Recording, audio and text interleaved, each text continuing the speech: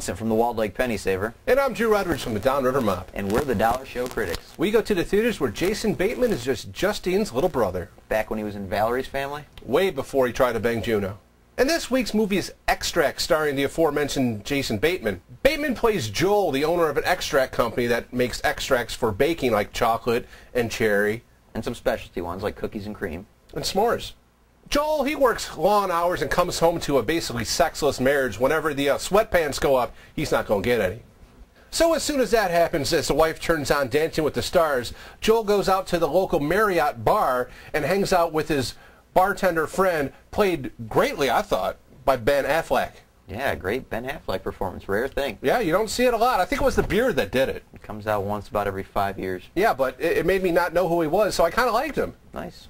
Later on that week, there's an accident where Bateman works, and one of his employees gets one of his testicles severed.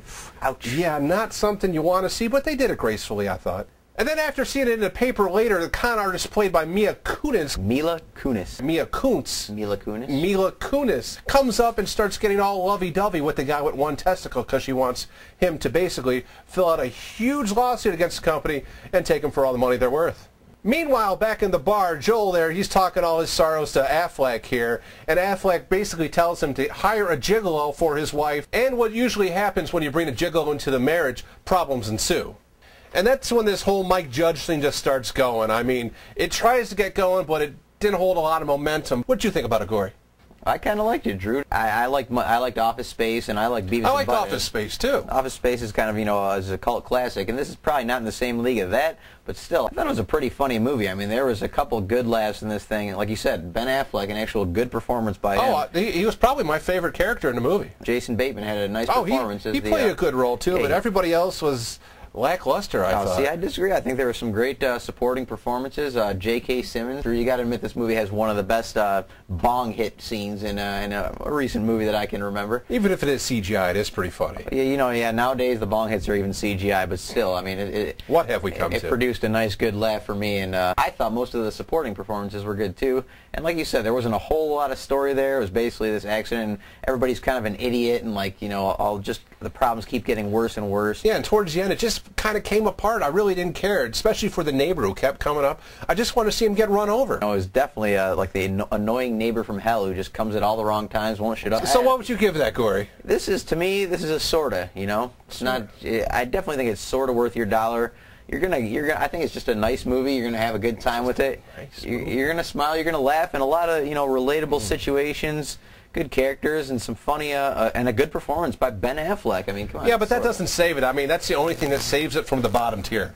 To me, really? I'd have to give this a not really, because I was not too enthused. I mean, during the whole thing, I could almost care less. I mean, if it wasn't for Jason Bateman, I mean, he was good, don't get me wrong, but Affleck put it over the top for me to make it a not really. To make it a not really? Wow. Yeah. So, all right, we kind of disagreed. I say it's a sorta. That's one sorta and one not really for Extract.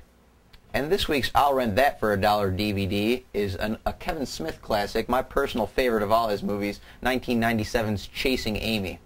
Chasing Amy, another movie starring Ben Affleck in a pretty good performance, although I think Jason Lee steals the show here. Definitely.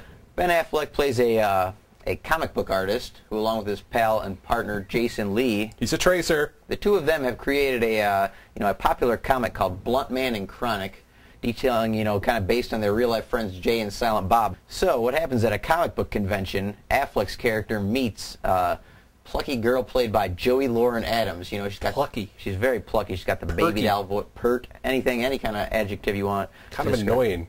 No, I didn't think you were annoying, Joey Lauren Adams. Just so you know, it's not coming from Gory Vincent.